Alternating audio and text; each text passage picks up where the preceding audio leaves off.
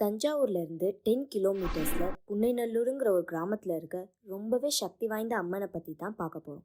இந்த கோவில் மராட்டியர் பீரியடில் மராட்டியன் ஆர்கிடெக்சரில் கட்டப்பட்டிருக்கு.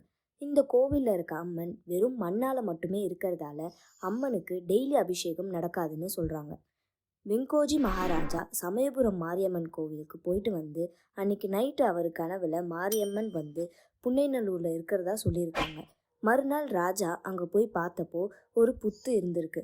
ஸோ ராஜா அந்த புத்தை சுற்றி கோவில் கட்டி டெய்லி பூஜை பண்ணிட்டு வந்திருக்காரு. கொஞ்சம் வருஷம் அப்புறம் ஸ்ரீ சதாசிவ பிரம்மந்தருங்கிறவர் அந்த புத்தையே அம்மன் மாதிரி வடிவமைச்சு ஒரு பூஜை பண்ண பவர்ஃபுல்லான சக்கரத்தையும் வச்சிருக்காரு. துளஜ ராஜா அவர்களோட மகளுக்கு குணப்படுத்த முடியாத ஒரு நோய் இருந்ததாகவும் அதனால அவங்க கண் பார்வை இல்லாமையும் இருந்திருக்கிறதாகவும் இந்த கோவிலுக்கு வந்து வேண்டிக்கிட்டதுனால அவங்க இழந்த கண் பார்வை திருப்பி கிடைச்சதாகவும் சொல்லப்படுது.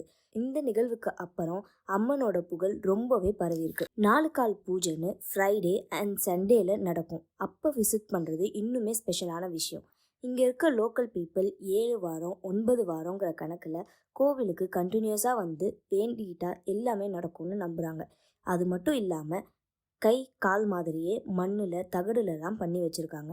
அதை வேண்டிக்கிட்டு நம்ம கோயிலுக்கு வாங்கி கொடுத்தோம்னா நமக்கு அந்த கையில் இல்லை காலில் இருக்க பிரச்சனை, கண்ணில் இருக்க பிரச்சனைலாம் சரியாகுங்கிற மாதிரி நம்புகிறாங்க.